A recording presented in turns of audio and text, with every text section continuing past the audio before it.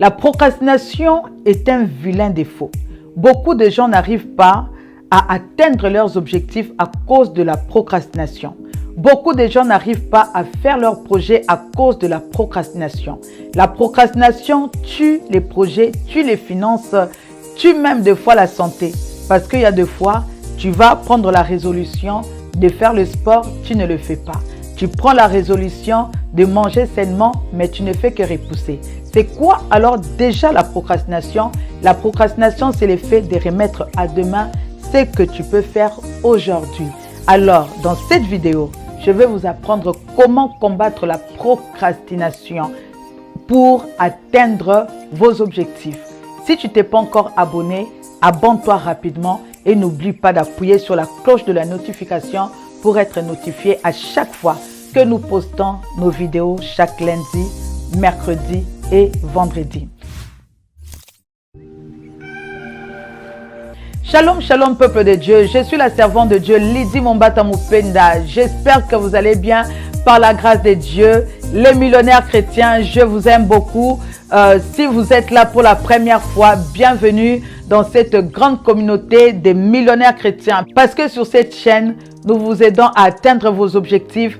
Nous vous aidons à commencer les affaires, des affaires rentables pour la gloire de Dieu. Parce que le Seigneur Jésus-Christ a dit, allez et faites de toutes les nations les disciples. L'évangélisation est gratuite, mais dispenser cela, ça coûte cher.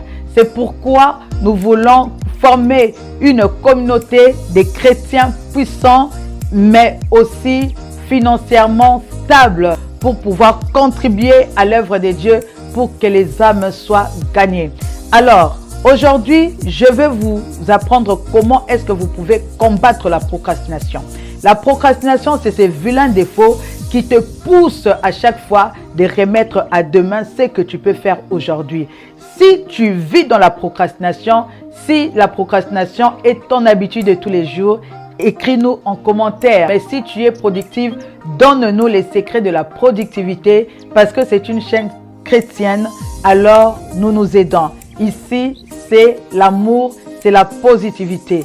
L'amour sans les actes n'existe pas. Alors prouve-nous ton amour par les actes en écrivant, en aidant les gens dans tes commentaires parce que tu ne sais pas combien ça va nous faire beaucoup de bien. Je vais vous donner 5 secrets qui vous permettront de combattre la procrastination. Premièrement, je ne cesserai jamais de le dire, tu dois avoir des objectifs clairs. Tu dois écrire tes objectifs et puis tu dois avoir des objectifs clairs. Tu dois savoir exactement ce que tu veux parce que tu ne peux pas atteindre des choses ou faire des choses que toi-même tu n'écris pas, tu ne vois pas, tu ne penses pas ces choses. Ça sera impossible. Plus tu penses aller t'amuser sur les réseaux sociaux, tu passeras ton temps à t'amuser sur les réseaux sociaux. Mais si tu penses à un projet, tu passeras ton temps à travailler ce projet. Mais sauf que beaucoup de personnes tombent dans la procrastination malgré leurs projets, malgré leurs rêves. Alors, pour cela, pour combattre cela, premièrement, tu dois avoir des objectifs bien clairs, bien établis, des objectifs qui sont réalisables, atteignables. Pourquoi? Parce que lorsque l'objectif est très grand, ça va te pousser à procrastiner. C'est pourquoi il faut toujours avoir une vision à long terme et puis une vision à court terme. Pourquoi? Court terme, ça te permet de découper cette grande vision. Tu découpes cela en plusieurs étapes. C'est-à-dire, tu as une grande vision et tu veux l'atteindre en 3 ans. Si tu regardes la vision telle qu'elle est, ça va te faire peur. Tu vas te dire que c'est tellement grand, je ne pourrai pas. J'aime toujours dire à mes enfants spirituels que j'aime appeler affectueusement mes bébés. J'aime leur dire ceci, que notre Dieu, c'est un Dieu de faible commencement. La vision de Dieu est toujours grande, mais Dieu commence toujours le grand faiblement. Même le Seigneur Jésus-Christ, lorsqu'il est venu sur la terre, il a commencé faible. C'est-à-dire, il a commencé comme un bébé. Il n'est pas directement venu en étant grand et faire la mission. Non, il a commencé vraiment de manière très faible. C'est-à-dire, il a été d'abord bébé dans le ventre de sa mère et puis il est sorti, il a grandi comme tout le monde et il a accompli une grande mission. Avec le Seigneur, c'est comme ça. Comme nous sommes créés à son image, vous devez savoir que pour réussir, tu dois vraiment suivre ces genres des étapes. C'est-à-dire, tu as une grande vision. Ta vision, c'est de devenir millionnaire. Alors, ne pense pas directement million. Tu peux te dire que je suis en train de travailler. Je veux qu'en 3 ans, je veux devenir millionnaire, par exemple, en 3 ans. Alors, en 3 ans, alors tu vas découper ça. Tu vas te dire, la première année, je serai vraiment focus à gagner $1000. La deuxième année, je serai focus à gagner $10,000 le mois. Et puis la troisième année, je serai focus à gagner peut-être 100 000 ou même 1 million. Ça dépend que de toi. Comme l'objectif de la première année, c'est vraiment atteignable. Faire $1000 chaque mois et tu verras que tu vas travailler, mais tu sais que la grande vision, c'est de faire 1 million.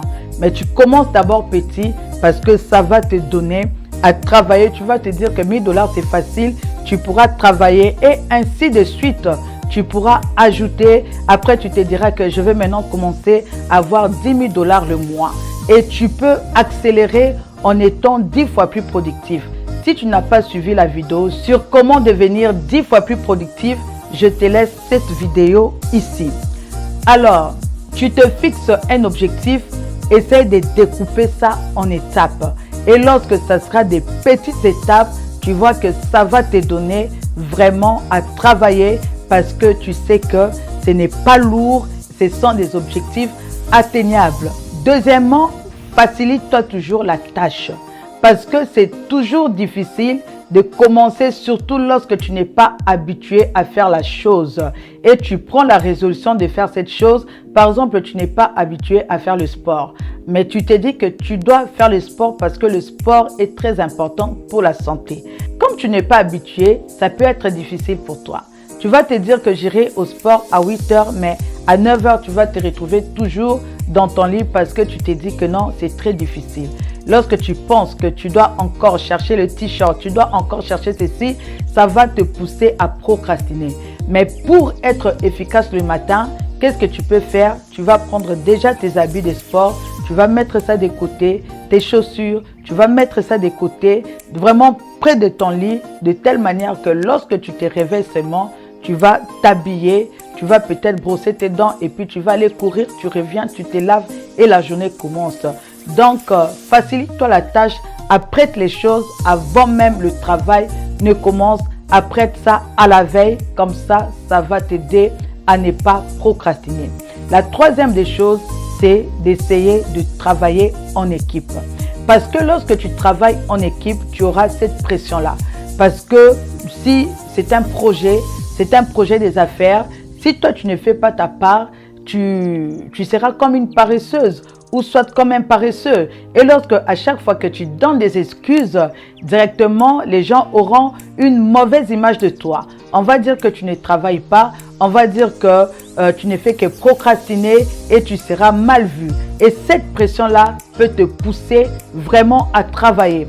Ça va te pousser à travailler parce que tu ne veux pas mettre ton équipe en retard et tu ne veux pas peut-être même que tes amis se moquent de toi. Vous vous êtes dit que vous allez commencer le sport et lorsque à chaque fois tu donnes des excuses, tu vois que les amis peuvent commencer à se moquer de toi.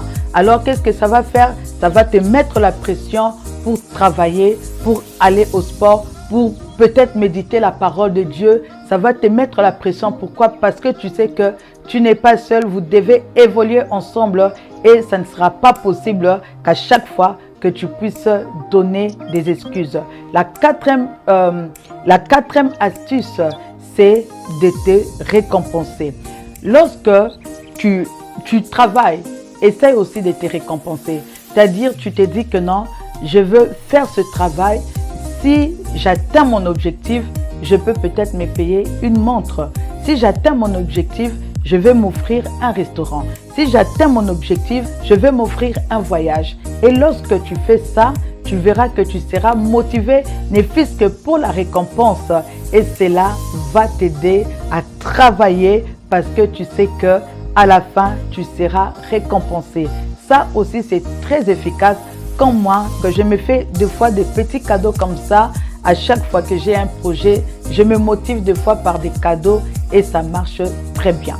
La cinquième des choses que tu peux faire pour combattre la procrastination, c'est toujours de faire l'évaluation. Notre Dieu, c'est un Dieu qui évalue. Lorsqu'il créait le ciel et la terre, à chaque fois, il regardait et il voyait que cela était bon. Alors, lorsque tu as un projet, tu es en train de travailler, tu dois évaluer tes journées. Tu dois te poser la question, tu regardes ta liste, toutes les choses que tu devais faire, les choses que tu as fait et les choses que tu n'as pas faites. Pose-toi la question, pourquoi tu ne l'as pas fait? Peut-être que tu vas te rendre compte que tu ne l'as pas fait parce qu'un ami t'avait appelé et il t'a pris 1h30 au téléphone pour parler de n'importe quoi, pour parler de tout et de rien. Et après le téléphone, directement, tu t'es senti fatigué. Alors, essaie d'évaluer ta journée.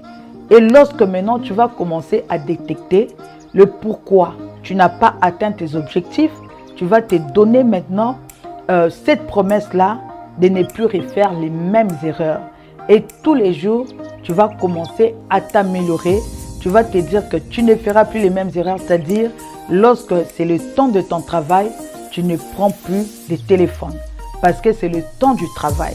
Essaie de regarder pourquoi je n'ai pas atteint. Peut-être tu vas te rendre compte, au lieu de travailler, tu étais sur TikTok. Tu as passé 1 heure du temps, 2 heures du temps sur TikTok.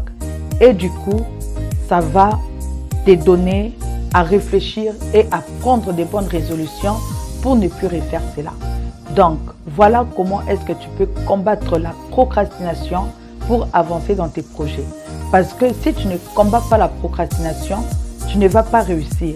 Tu vas commencer à faire le copier-coller de toutes tes années et tu vas croire que le Seigneur est contre toi.